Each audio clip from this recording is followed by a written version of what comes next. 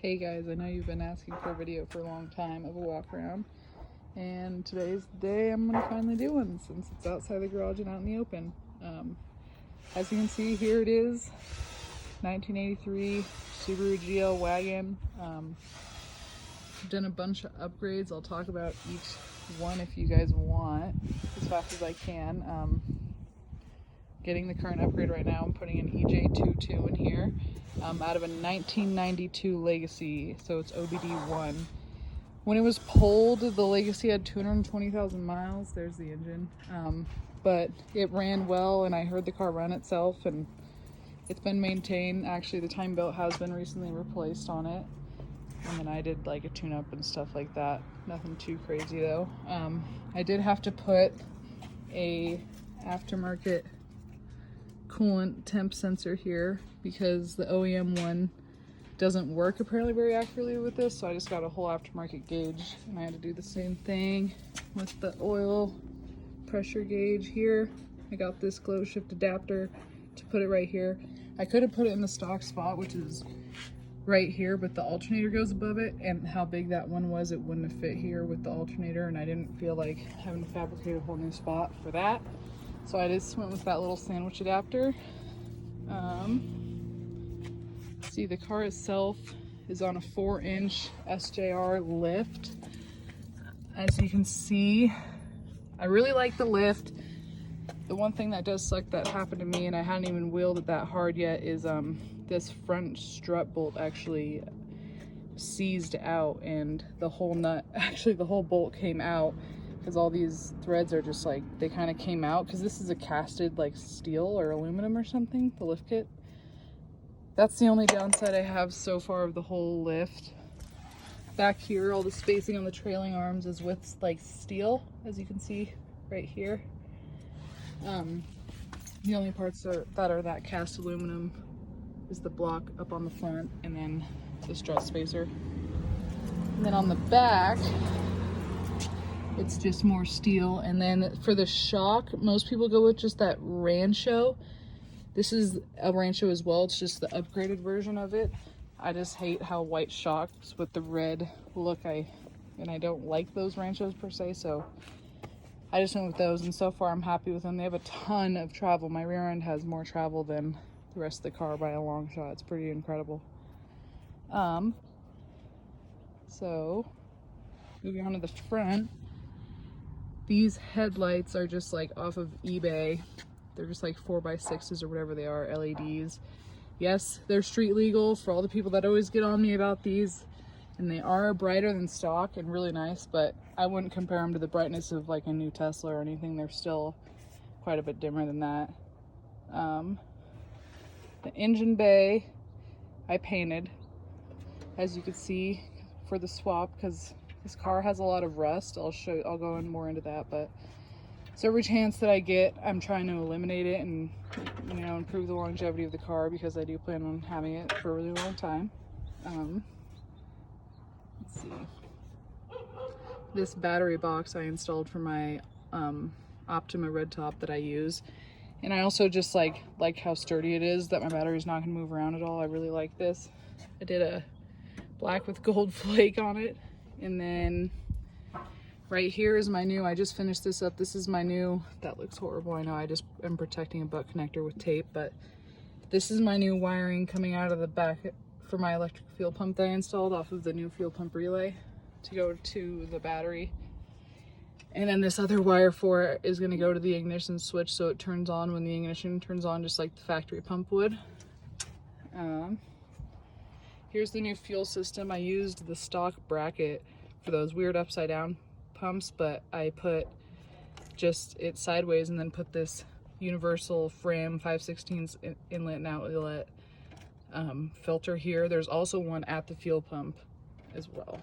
And then this is all just like fuel pump return lining, which is not going to be used, so I actually like sealed this off. This was the one that comes out of the top of the factory filter, and I just put a cap on it because it's just a return that I'm not going to be using anymore. And then just to make sure the cap really does stay on, I put a zip tie just to be sure.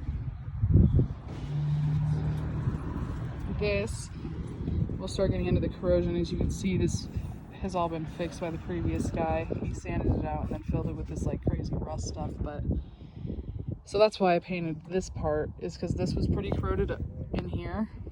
So I just took it off yesterday, and it actually wasn't that bad, but I sanded it all down, sanded underneath it down as well, and then I painted it with the rust enamel Krylon that I use, that I can show you guys if you want to know what that is as well. And then I just painted these for fun.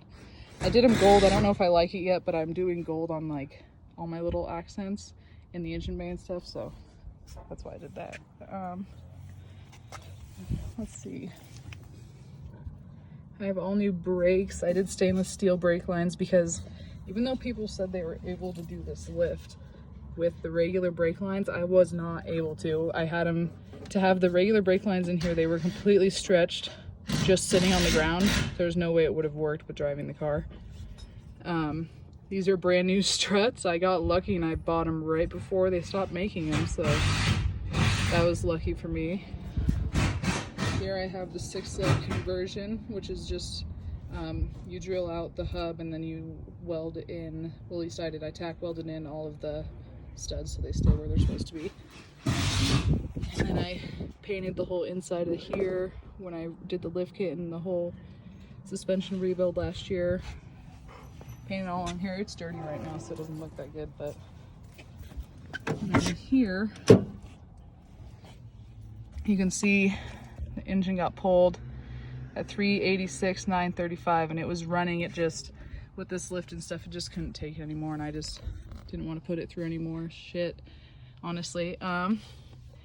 Here, this is all apart because I just installed the gauges. So it's my voltage, my oil pressure, and my water temp. These are all going to be up here in the dash, and then my stereo goes right there. Once it's all done. Right now it's just apart because I don't know how much more I'm going to have to do, and I'd rather just put it all together when I know I'm done. Here I did a headliner. I took out the headliner and then just used that headliner adhesive and put this snakeskin cloth on here. Looks pretty sweet.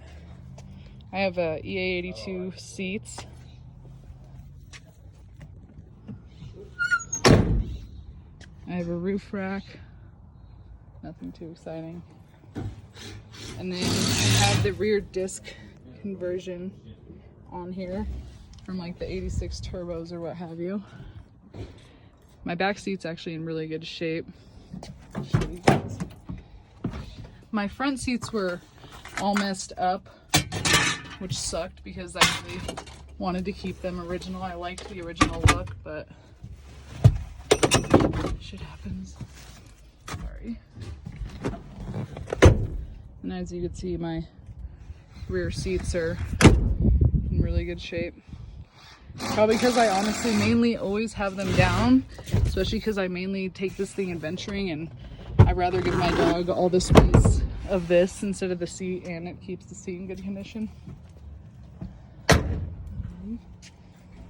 windows are tinted. Can't tell because they're down. I did this aftermarket overflow tank because out of the factory these didn't have an overflow, but the radiator has like a little overflow line, but it just goes to nowhere. Mine actually did overflow and go everywhere several times. I think it's because of how hot Reno is, so I just put this in here to keep it from doing that, and it actually goes somewhere.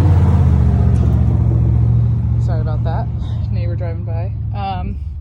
All this wiring, I don't know how much of this I can remove with the swap, so that's why it's all still in here, because I just want to make sure I have the swap done and plugged in and working properly before I go cutting lines, because that's way harder to fix than just not doing it in the first place.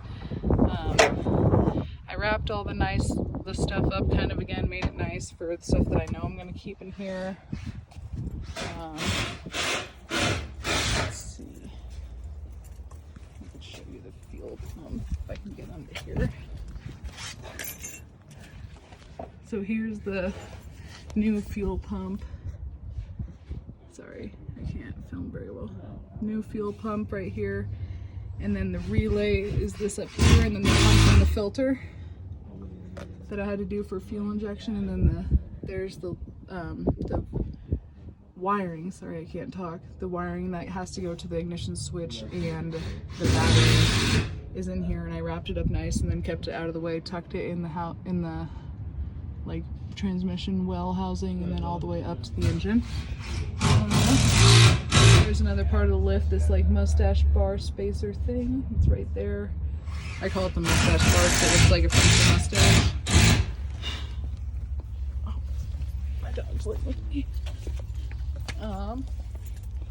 Oh yeah, biggest thing with this lift that I had a problem with is axles. So after I lifted it and finally got it aligned, I still was going through axles probably like every month or two. I had to replace both front axles. They just would always break no matter what.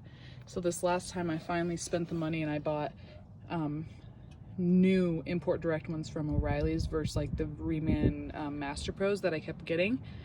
And I haven't had a single problem with these, and I've actually gone on like 2 or 3 wheeling trips with them before I did the swap and just drove around town with them, and I didn't really have any problems at all.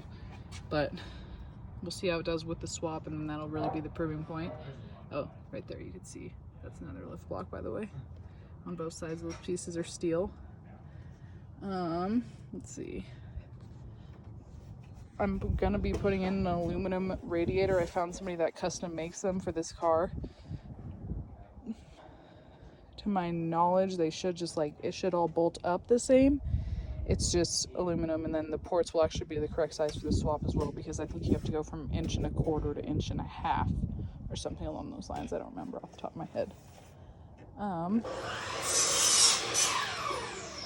Here's my list of stuff I still need to do for the swap. I mean, it feels like it's far away, but it's really not. It's just I'm waiting on expensive parts, and I've ordered parts that are going to take a few weeks to get back. Like I'm having SJR, the same person that does my lift, he's doing the wire trim on the engine harness. So I sent that off to him last week, so he has that. Should take like 6 to 8 weeks to get it back, so waiting on that as well. My hood has hood louvers on it, which I did for cooling purposes because these EA81s are known for being hot, as I'm sure you guys know, and honestly they did help a lot. Obviously it's not going to matter as much now because I'm doing the swap, but I still like the look of them and the idea of them because I don't want to overheat on a trail, you know, with low speeds, low 4-wheel drive, that can happen. There will be bigger tires too. These are just the ones that I had before the lift, and I haven't bought new ones yet. And yeah, if I left out anything that you guys wanted to know about that I didn't mention, just let me know and reach out. Thanks.